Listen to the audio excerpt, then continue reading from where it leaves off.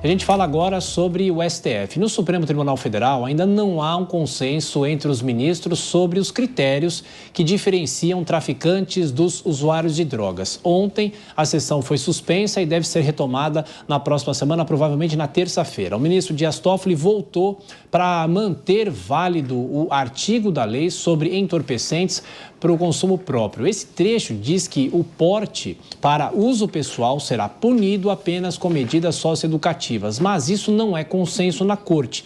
Alguns ministros entendem que a lei das drogas criminaliza o porte para uso pessoal e ainda que a punição não seja com a detenção. Bom, Mônica, então ainda há muita discussão, o debate está aberto porque o Supremo retoma na terça-feira provavelmente esse debate. De qualquer forma, foi um voto estranho, não foi um voto estranho? Foi um novo entendimento em toda essa discussão entre os ministros?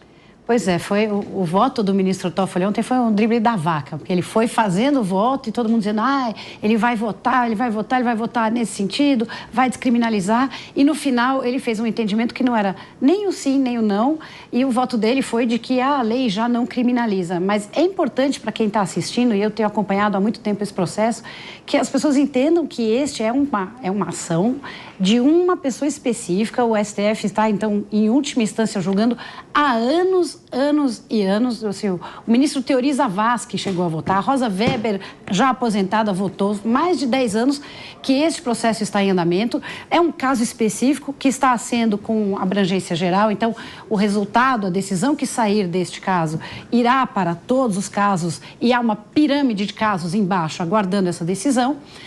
Acreditava-se que o voto do ministro Toffoli ontem, se fosse a favor, então ficaria 6 votos, haveria maioria. Não houve, né? Foi um momento de alegria e frustração.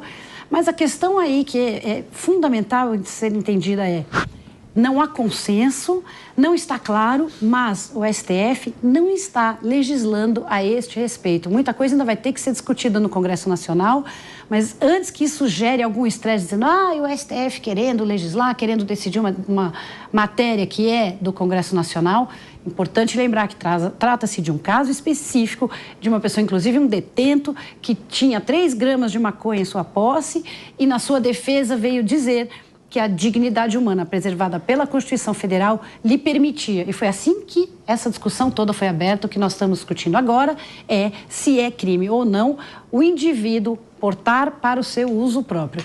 Este é o cerne dessa questão e o STF vai ter que se posicionar. E Pagotto, a Mônica lembrou bem que no Congresso Nacional há uma discussão em paralelo, né? E parece que é uma corrida, né? Pede vista no Supremo, demora 90 dias, enquanto o Congresso vai avançando, mas agora há uma interrupção também. Sobre esse entendimento até agora do Supremo, qual a avaliação que é possível fazer? Não se tem ainda um consenso, mas é difícil também saber de que forma isso vai se dar no Supremo Tribunal Federal.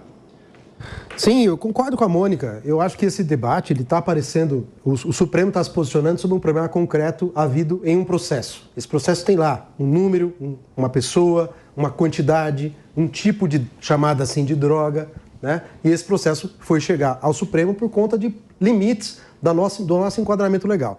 Depois que esse processo chega e gera esse impacto na sociedade, porque tem um debate como se fosse uma discussão para liberalizar, para autorizar, para estimular, sei lá qual o verbo usar para esse tema, né? O porte, o uso e a liberalização das drogas. O debate toda vez aparece dessa forma, mas não, o debate é sobre um problema concreto.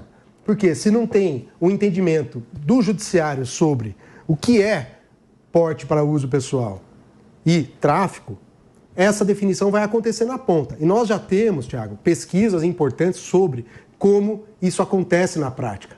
Na prática, dependendo do bairro, dependendo da cor da pele, dependendo do padrão social, estético, inclusive, e com aparência, dependendo da condição que vem, vai ser entendido como uso ou vai ser entendido como tráfico. E isso não pode ficar dessa forma, né? Nós temos que ter um entendimento mais adequado sobre qual é o limite para um porte para uso pessoal e o que é considerado tráfico e, portanto, crime. E eu acho que o STF ele não pode sair de demandas concretas que advêm de conflitos como esse caso. Então não tem nada de legislar em temas que são de competência do legislativo ou coisa desse tipo. Isso é um debate que é falso nesse tema e em vários outros, porque todos eles, como bem disse aqui a Mônica, têm origem em um processo judicial que esse debate apareceu, porque o critério para definir não está claro. E o judiciário precisa se posicionar de uma maneira mais uníssona de qual é o critério que ele adota. E eu acho que essa discussão, a meu ver, está muito insuflada na sociedade, mas o STF está fazendo uma discussão madura sobre esse tema. A meu ver, está correta a discussão. Está colocando, como dizem no interior, está colocando a bola no chão. Não é para liberalizar, não é para autorizar, não é nada disso. É para definir critérios mais objetivos e claros do que é considerado para o conjunto da sociedade, não a partir da cor da pele, da condição social ou do bairro que aquela pessoa foi flagrada ou foi apreendida ou presa, abordada pela polícia, né? Isso não pode ser o critério para definir o que é tráfico e o que é porte para uso pessoal. Esse critério, dessa forma, vai ficar na ponta pelo policial ou pelo entendimento da região, né, do juízo de primeira instância e tudo mais. Isso aí, sim, é o mar de ilegalidades que nós temos no Brasil, né? 31 mil casos em que pessoas foram abordadas como traficantes, com espelho da mesma quantidade encontrada, foram tratados como usuários. Isso Diego, pode continuar. Perfeito. Diego, concorda ou não? E os jornais de hoje trazem essa leitura do voto do ministro Toffoli como se fosse uma espécie de terceira via.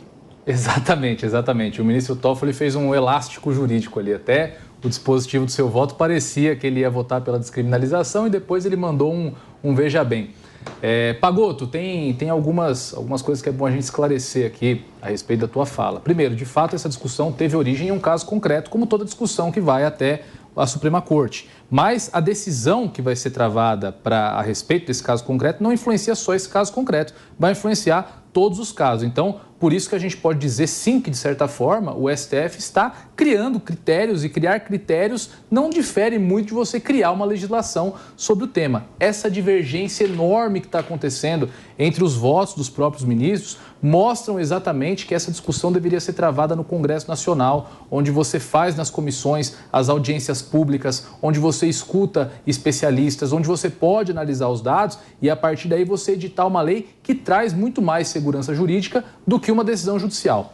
Aí você falou muito sobre critério, que hoje lá na ponta não existe critério, e você trouxe um dado que é real. De fato, existe uma disparidade na abordagem policial quando a pessoa é uma pessoa preta ou parda portando determinada quantidade ou uma pessoa branca num bairro de classe média portando determinada quantidade. Mas essa disparidade, ela ocorre na ação policial e ela tem a tendência de ser resolvida no prazo de 24 horas, que é justamente quando ocorre a audiência de custódia. Ninguém hoje no Brasil vai preso, seja preto, seja branco, seja pobre, seja rico, por porte de droga para uso pessoal. Geralmente o judiciário, na sua primeira instância, já faz a correção dessa distorção que eu reconheço que ocorre também, que ocorre sim na seara policial. Sim, então você está dizendo que essa distorção é possível admitir essa distorção, ela porque ela só duraria um dia. Ela ocorre e ela dura um dia. Ora, a polícia faz o seu papel de pegar uma pessoa que está com porte de drogas, leva para a delegacia, a pessoa fica 24 horas no CDP encaminhada para uma audiência de custódia. Na audiência de custódia, o juízo reconhece que aquilo é porte de drogas para uso pessoal, enfim, reconhece qualquer outro tipo de situação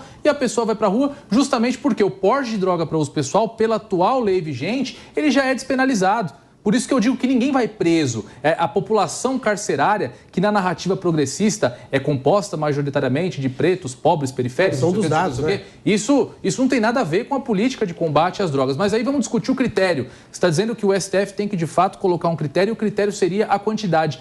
Esse é o pior critério possível para você avaliar uma situação de uso pessoal ou uma situação de tráfico. Sabe por quê? Porque o traficante que fica na porta da escola vendendo droga para estudante, ele vai ficar com uma pequena quantidade no bolso e vai esconder o restante da droga num buraco, num carro ou em qualquer outro lugar. E quando ele for abordado, ele pode ser pego ali com um caderno de anotações das vendas que ele fez, com um significativo volume de dinheiro em espécie no bolso, com mensagens no seu celular comprometedoras nesse sentido, mas ele não será preso porque pela quantidade de droga que ele vai estar portando, será enquadrado como uma pessoa portando droga para uso pessoal. Então o critério da quantidade, nesse sentido, ele é terrível e tem que ficar assim a critério do juízo, nas suas primeiras instâncias, analisar o conjunto probatório, porque STF, STJ no Brasil não analisa fatos e provas e essa análise tem que ser feita de forma casuística. Tem que ser feita a análise da circunstância em que a pessoa foi presa. Se de repente ela correu, ficou com um pino no bolso e jogou uma sacola para dentro de um terreno baldio. Então o STF não deveria estar intrometido nessa questão. Novamente, pelas tecnicidades do debate, pelas variáveis de como isso ocorre na prática, isso deveria ser discutido no Congresso Nacional e não na Suprema Corte. Diogo, por que você está discordando? Então, cada vez que o advogado entrar com processo na justiça, carimbar lá, o juiz vai olhar e falar, não, remeta-se ao Congresso, porque o judiciário não pode discutir os processos que recebeu. Isso não. Essa história de dizer que o Supremo não pode responder ao processo que entrou na sua casa não faz sentido. E falar, mas esse caso é diferente. Tem coisas que acontecem no Supremo que eu não gosto? Claro que tem, e muitas. Como tem no Congresso, como tem no Executivo, como tem na Prefeitura, como tem no governo e assim por diante. Então, tenho críticas, mas isso não quer dizer que eu aceito qualquer crítica de qualquer jeito. Se não, vejamos quais países não tiveram as suas cortes supremas discutindo esse assunto nos últimos 15 anos. Alemanha, México, Estados Unidos, Colômbia, Brasil também. Qual dessas cortes criou critérios? Argentina disse, por exemplo, num caso bastante emblemático, que não se pode criminalizar pessoas por estarem portando alguma droga, não importa qual, não pode criminalizar porque é o direito individual dela. Enquanto ela não incomodar os outros, ela tem o direito. A Argentina, nosso país vizinho, decidiu assim. Errou. O que eu acho...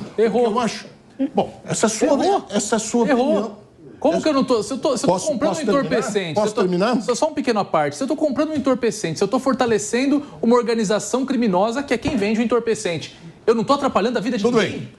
Erraram os Estados Unidos, erraram a Alemanha. Você sabe Os que Estados Unidos tem criminalização em alguns estados, em outros não. Era só um pouquinho, se quiser, eu paro de falar. Não, fica à vontade. Nos Estados Unidos. Na Alemanha, você vê dentro do Congresso alemão gente portando maconha. Você vê isso. Que absurdo. Você pode achar absurdo. Eu acho. Absurdo é álcool, absurdo é cigarro. Escuta, e eu como avô e pai, eu não quero também ver drogas perto da minha família. Eu não quero que ninguém consuma. Como eu também não quero que elas façam uma série de coisas ruins que estão à disposição. Por exemplo, o álcool. E eu não quero ver pessoas no Congresso Nacional ou qualquer lugar que seja comemorando que proibiram as drogas, abrindo uma garrafa de uísque, tomando com seu gelo lá, conseguimos acabar com as drogas. Não, mas a maconha é a porta de entrada para as drogas. E o álcool, o uísque, a pinga, o conhaque são a porta de saída, né? São a salvação para as pessoas não consumirem drogas. Mas não é o traficante que vem. É só olhar para o mundo. Não é o traficante que vem. É só olhar... claro, proibiram tudo que se proíbe. É só olhar para o mundo, era isso que eu ia dizer antes de você me interromper mais uma vez, é só olhar para o mundo e olhar para a história e ver que isso não funciona. E aí você me desculpa... A respeito de proibição, Diogo, proibição. Por favor. Nova York, que é o maior mercado consumidor de maconha no mundo, que é legalizado, você tem só 10% dos comerciantes na legalidade. Fica difícil. Você está fazendo um argumento falacioso, meu amigo. Você não ouviu meu argumento? Claro que você não ouviu. Não. Você disse que o álcool não é vendido pelo traficante porque não é proibido. Fica muito difícil. Não, desculpa. Você me interrompeu 3 vezes no último comentário. Eu não fiquei falando no início do século passado, os americanos resolveram que queriam moralizar aquele país. Proibiram tudo, inclusive o álcool. O que aconteceu especificamente com a bebida alcoólica que era consumida, e vale dizer, há 100 anos atrás, nenhum país proibia as drogas. Nenhum. Se vendia ópio, havia casas de ópio, por exemplo, e droga não era um problema como é hoje tão grande. No momento que eles proibiram a bebida alcoólica, o que aconteceu? O crime organizado entrou imediatamente, assumiu aquilo, não diminuiu o consumo, piorou drasticamente a qualidade, as pessoas começaram a morrer por pequenas doses de bebidas, porque ninguém mais respondia por elas, era só o crime. O que acontece quando a gente proíbe aquilo que a gente sabe que as pessoas vão fazer é justamente fortalecer o crime. E se alguém aqui tem ingenuidade, você tem filhas pequenas, e todos aqui eu acho que têm filhos, eu como disse tenho filhos e netos, se alguém tem ingenuidade de achar que nossos filhos não vão experimentar nenhuma vez alguma coisa assim, é porque é muito ingênuo ou porque é um dos 5 ou 10% que nunca vai experimentar. É a minoria da população. E eu não quero ver filhos e netos nossos, de repente, no momento de adolescência, experimentando e tendo algum problema. Mas o que é mais importante, o erro do STF é outro. É ao insistir em querer estabelecer uma quantidade, digamos 60 gramas, 40 gramas, 50... O que vai acontecer? Quando ele estabelecer que uma quantidade vale, ele está cometendo um engano, principalmente de fazer o traficante concentrar ainda mais a droga para ela ficar mais perigosa, mais potente, porque daí 30 gramas de um veneno poderá ser consumida tranquilamente e as pessoas vão morrer. Isso que vai acontecer. Pagotto e depois a Mônica para seguir essa discussão sobre o debate do Supremo em relação às drogas. Pagotto. Bom, aqui esse programa é muito comum a gente ter pessoas que são advogados, advogadas, né? Então acaba que é um debate que o mundo jurídico acaba colocando muito conteúdo que é do nosso universo. Então eu não quero ficar aqui com juridiquês. Mas o STF não pode se afastar, né, negar a sua jurisdição, o princípio da inafastabilidade da jurisdição. Quando chega uma demanda concreta, ele tem que enfrentar. E essa demanda concreta chegou de um processo pontualmente em que esse problema foi colocado. Eu acho, Diego, muito temerário você chamar de narrativa, por exemplo, os dados do sistema prisional brasileiro que demonstram qual é o perfil, tanto o perfil de quem está lá preso, né, quanto quais são os motivos, as motivações principais. Você te chamou de narrativa. Não. Pode depois, quem quiser. Eu só disse que o dado que você trouxe é a respeito da atuação do policial e que nas audiências de custódia esse dado... Sim. Então vamos agora pegar essa divergência. Como posso aqui defender que seria normal a prisão por um dia, porque no dia seguinte vai haver uma soltura por conta da audiência de custódia? Eu acho que isso é indefensável. É indefensável, seja por qualquer ponto de vista que se queira adotar. Você tem que ter uma previsão legal que consiga garantir as garantias fundamentais e também ter um enquadramento mais concreto desses problemas. Não pode deixar à mercê de como é hoje. Isso não vai ajudar nem a enfrentar o problema do consumo de drogas, tampouco vai ajudar a enfrentar o problema do tráfico de drogas, tampouco vai ajudar a enfrentar o problema do papel do Estado nesse problema. Porque o papel do Estado nesse problema nós já aprendemos. A política hiperrestritiva, defendida por muitos, ela falhou no mundo, é um rotundo fracasso no mundo todo, onde o mundo todo foi lá e falou, pegou com um cigarro de maconha, cadeia, nós sabemos o que aconteceu. Não é defender que todo mundo tem que usar, que tem que liberalizar, não é essa discussão que está colocada. É o fracasso dessa política. E essa política tem que ser enfrentada assim. Nós falamos várias vezes nesse debate aqui. É o fracasso disso, é o fracasso disso. Nós estamos por trás desse debate denunciando o quê? É o fracasso da política atual sobre o tema do enfrentamento ao problema das drogas e do consumo das drogas legais e das drogas ilegais, como disse aqui o Diogo. Porque nós temos um país com um consumo imenso de álcool e também de outras drogas que não são só essas ilegais. As medicações, o Brasil é um dos campeões mundiais de uso de medicação para dormir e para acordar. O uso de drogas chamadas essas ilegais também, o uso do álcool no cotidiano, enfim, várias questões que são problemas da nossa sociedade que nós temos que ter coragem, mas também temos que ter clareza de como enfrentar isso para não agravar o problema. E eu não posso legitimar que pessoas sejam presas e definido ali na ponta se é traficante ou não, pelo perfil que ela tem. Isso é indefensável. Isso não se define na ponta, isso não se define na ponta, Ronaldo. Isso aí, define a pessoa, pelo policial. Quem define isso é a justiça. A pessoa só é considerada traficante a hora que ela é julgada. Ô Diego, na ponta, quando ele é levado para a delegacia, quando ele é levado para a delegacia, existe um prévio juízo da autoridade policial. Sim, novamente, às vezes pegou a pessoa com 10 gramas de uma substância entorpecente, mas pegou a pessoa com anotações, com dinheiro, enfim, outros elementos que... Você acha que Diego, não justifica nesse caso, você manter essa pessoa na delegacia por um dia, Diego, até que se apure exatamente as circunstâncias? Não, eu não quero te interromper, mas eu quero só acirrar o debate. Você acha que alguém preso com 10 gramas de maconha, um caderno de anotação de venda, mais um celular carregado de informações e de negociações, de entrega, de não sei o quê, o policial vai olhar para ele e falar, não, 10 gramas, você está solto, pode ir embora, você é usuário? Claro que não, ele vai embora, ele vai para a delegacia. Nós não estamos falando disso, nós estamos falando que não pode ser o critério na ponta. E o judiciário tem sim que se pronunciar sobre isso. Diego, você é um advogado, inclusive um advogado de nome aqui em São Paulo. Como pode negar o princípio da inafastabilidade da jurisdição? O STF chegou um processo lá, ele tem que julgar, não tem que escolher. Mas espera aí, eu gostaria que o STF não julgasse para o Legislativo. O Legislativo tem que legislar. Se não está legislando, inclusive tem ações para quando o Legislativo não legisla. E o STF é acionado, as ADPFs, para que o Legislativo seja obrigado a legislar. Mas aí, Ronaldo, existe legislação sobre o tema. E quando existe uma legislação sobre o tema, independentemente de quando essa legislação foi editada, o silêncio legislativo em não reformar esse tema também é uma opção legislativa. O Congresso, inclusive movimentos dentro do Congresso, no sentido de agora editar uma PEC, com a qual eu não concordo. Não acho que o texto constitucional é lugar para a gente estar cravando uma PEC para falar de drogas. A nossa Constituição já é muito densa, já virou uma coxa de retalhos. Mas existindo esse movimento, inclusive, deixa muito claro que nós temos hoje um perfil no Congresso que não quer legalização de drogas. E o Congresso é quem foi eleito pelo voto popular, é quem tem legitimidade para tratar os temas da sociedade, não o Supremo Tribunal Federal, onde ninguém é mandatário. Não, o Supremo existe para analisar e interpretar a Constituição, que é exatamente o que ele está fazendo agora. Não, o Supremo não está interpretando ele está interpretando a dignidade da pessoa humana.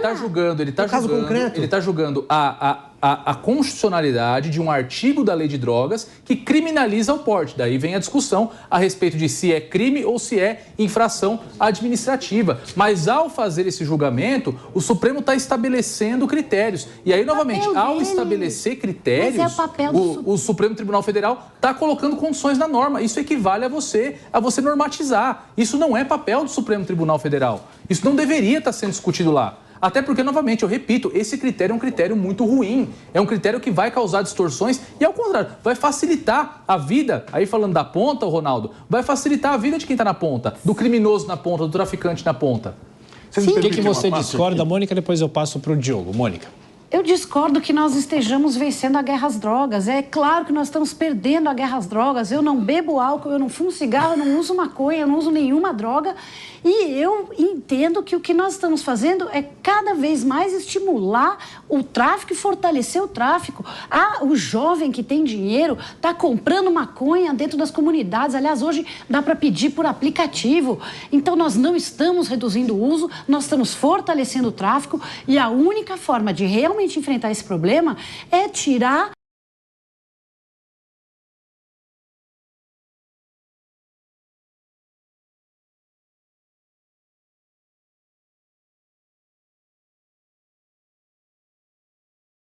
muito bem, sim, de colocar o dedo nessa ferida para a qual ele foi chamado e ele tem que se pronunciar, porque é o seu papel constitucional, de dizer se o infeliz que está na casa dele fumando um baseado sem incomodar ninguém é ou não uma pessoa que está descumprindo a lei. Essa é a grande discussão. Diogo? E a discussão é constitucional, sim, porque a Constituição dá livre escolha para as pessoas, desde que não incomodem nem aos seus vizinhos. Se eles tiverem esse respeito, deve ser assim. E agora, essa discussão sobre o problema é que tem que definir a quantidade para proteger os mais pobres, etc., é um ledo engano. Existe preconceito, e muito no Brasil. A polícia está condicionada a trabalhar dentro do preconceito? Sim. Inclusive aquele livro que boa parte do bolsonarismo criticou fortemente, O Avesso da Pele, por ter lido apenas um parágrafo. Eu li ele inteiro. É um livro muito bom e não fala sobre sexo, como as pessoas diziam por aí. Ele fala sobre questões raciais. Vale a pena ler. Vale muito a pena ler. E ele mostra aquelas coisas cotidianas que a gente sabe. Se a polícia vê num carro 3 pessoas de cor e uma pessoa branca, é muito provável que ela pare esse carro, supondo ser um sequestro. Isso é um condicionamento que a própria polícia... Não é culpa da polícia, não. A sociedade toda tem, e a polícia também tem, esse condicionamento de achar isso. Mas essa questão não vai se resolver com a mudança nas gramas da lei de drogas. O problema de definir quantas gramas pode na lei de drogas é que a gente vai dizer... traficantes concentrem mais a droga, porque aí vai ficar melhor ainda. Mas que o Supremo tem que olhar para isso e tem que olhar para o direito constitucional da pessoa, fazer o que quer da sua vida, inclusive estragá-la, desde que não incomode os outros. Isso a Constituição permite e a gente tem que reconhecer. Insisto, sou pai e avô, não quero ver drogas na minha frente, não quero ver drogas por perto, mas eu sei que não é com essa falácia de fingir que a gente proíbe e vai resolver.